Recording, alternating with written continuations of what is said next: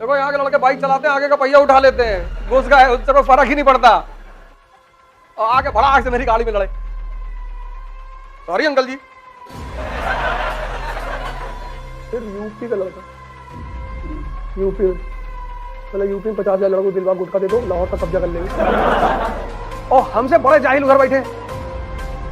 इंशाअल्लाह इंशाअल्लाह। अबे लुंगी तुम्हारी फटी है, नीचे अंडरवियर पहने नहीं हो और भारत पे कब्जा करोगे तुम।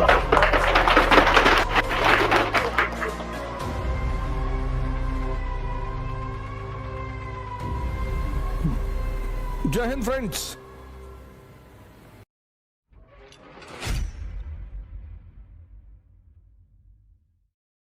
हिंदुस्तान की सबसे खतरनाक क्या है? यहाँ की सेना आदिकाल से। यहाँ का जवान एक ही चीज का जानता है, मरना और मारना। आईपीकेएफ यूएन है, पूरी दुनिया में इंडियन पीस कीपिंग फोर्स को यूज करती है।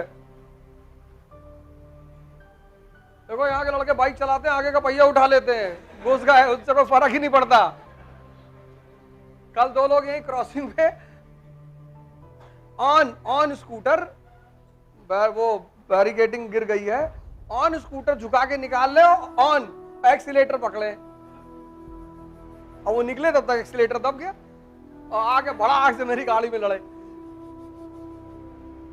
सॉरी अंकल जी।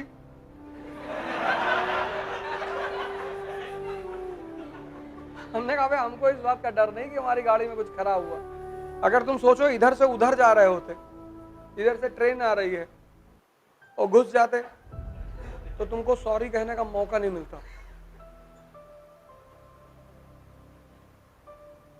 बस तुम इतना सोच लो कि डायरेक्शन अगर तुम्हारी रिवर्स होती और जितनी स्पीड से तुम आके हमसे लड़े हो, उतनी स्पीड से अगर उस शताब्दी में घुसे होते तो अब तक लोग इकट्ठा कर रहे होते कि उंगली उधर पड़ी भैया।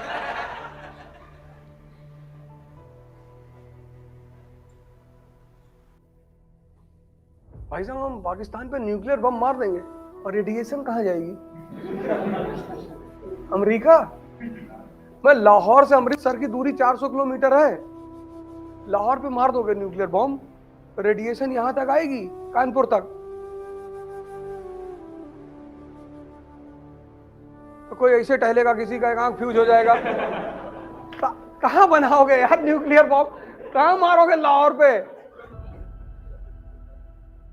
और हमसे बड़े जाहिल उधर बैठे। इंशाअल्लाह इंशाअल्लाह। अबे लुंगी तुम्हारी फटी है, नीचे अंडरवियर पहने नहीं हो और भारत पे कब्जा करोगे तुम।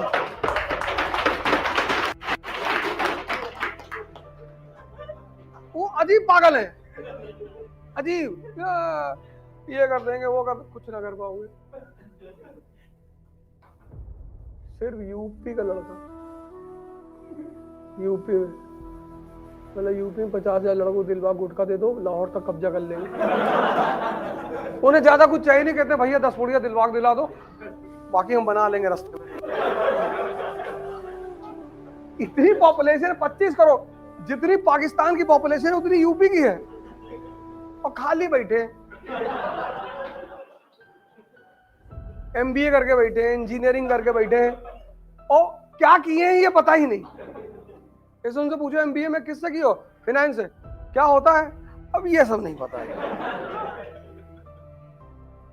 तो ये सब कहां काम आएंगे? ये सब ऐसे ही काम आएंगे। कहेंगे हीरो होंडा स्प्लेंडर दिला दो, हम 5 लोग बैठ लेंगे टंकी पे एक और बाकी 4 गद्दी पे। ज्यादा बॉडी है ही नहीं, मेहनत करनी नहीं, खाया, मैगी जनरेशन है, कहते हैं मैगी खा लो, कोको कोला पी लो और Thums Up, taste the thunder. 4 साल पी लोगे, 5वें साल डायबिटीज हो जाएगी, तुम्हारी जिंदगी में थंडर ही थंडर हो जाएगा। खत्म, तुम्हारी कहानी वैसे ही खत्म।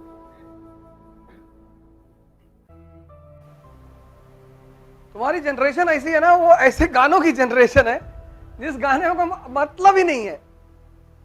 गाना ना अंटा माहुआ माहुआ अंटा माहुआ, अभी हम पिछले 2 दिन से सोच रहे हैं कि कहीं ना क्या चाहती है, मतलब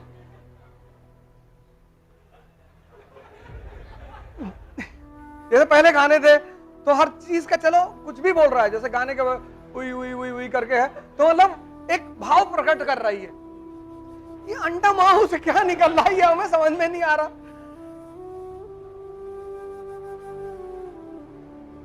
हम आज समझ लो 1 घंटे इस गाने को सुने,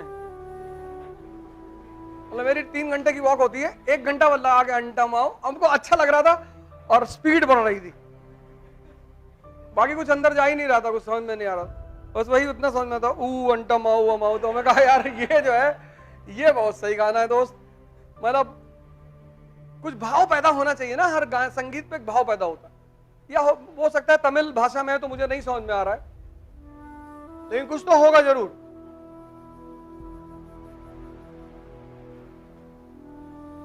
राजपाट का काम टेंशन का काम है, चैलेंज चुनौतियों का।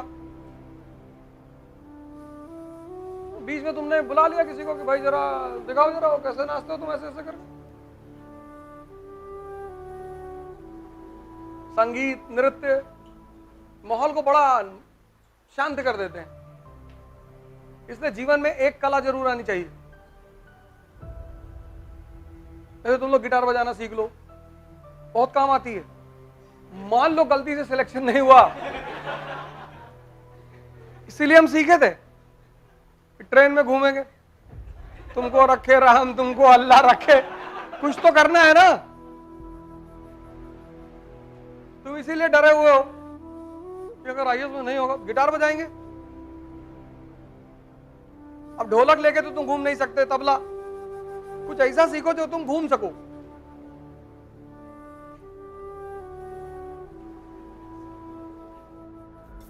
जय हिंद।